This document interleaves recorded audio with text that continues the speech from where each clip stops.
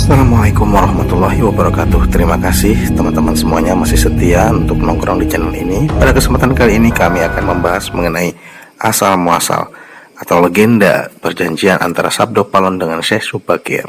Mohon dukungannya agar channel ini tetap berkembang. Terima kasih. Bukit Tidar yang memiliki ketinggian 503 mdpl ini memiliki tempat yang istimewa bagi masyarakat Indonesia, terutama masyarakat Jawa. Bagi sebagian masyarakat Jawa, mereka percaya bahwa Bukit Tidar adalah pakunya Pulau Jawa. Legenda ini berawal dari mimpi Sultan Turki Utsmani Muhammad I sekitar abad 15. Dari mimpi itu, dia mendapatkan ilham untuk mengirimkan para mubalik ke tanah Jawa guna menyebarkan agama Islam. Namun setelah sampai di tanah Jawa, banyak mubalik yang sakit dan wafat, sehingga misi tersebut dianggap gagal. Banyaknya para mubalik yang sakit dan wafat yakini disebabkan karena tanah Jawa dikuasai oleh para jin yang dirajai oleh Ki Semar atau Sabdo Palon.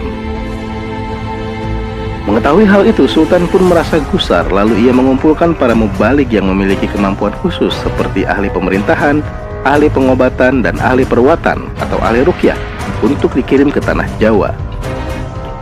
Akhirnya Sultan menemukan seorang ulama yang memiliki kemampuan untuk menetralisir aura negatif di tanah Jawa, yakni Syekh Subakir.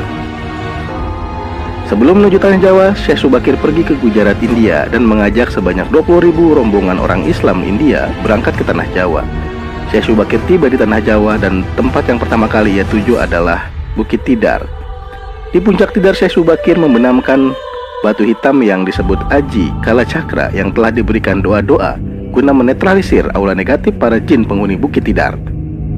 Konon setelah batu tersebut dibenamkan menimbulkan aura panas selama 3 hari, sehingga para lelembut atau jin berlarian ke arah timur Jawa dan Laut Selatan. Aura panas ini pun dirasakan oleh Sabdo Palon yang juga merupakan pamong para lelembut atau jin. Ia lalu menemui Syekh Subakir dengan perwujudan manusia. Syekh Subakir dan Sabdo Palon pun dikisahkan melakukan adu kekuatan selama 40 hari 40 malam. Pertarungan itu konon terjadi sangat sengit.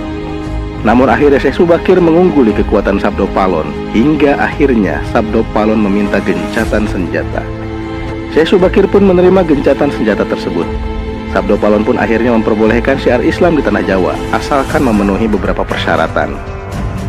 Yang pertama, penyebaran ajaran Islam tidak boleh dilakukan dengan cara paksaan, apalagi dengan jalan peperangan.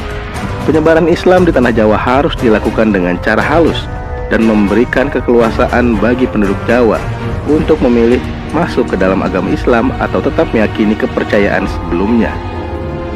Yang kedua, akulturasi antara Islam dan budaya Jawa dalam pendirian tempat peribadatan. Meskipun tempat peribadatan tersebut dari luar memiliki gaya asli Jawa, namun di dalamnya ajaran-ajaran Islam disebarluaskan.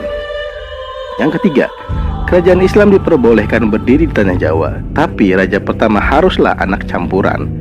Maksudnya orang tua sang raja memiliki campuran agama.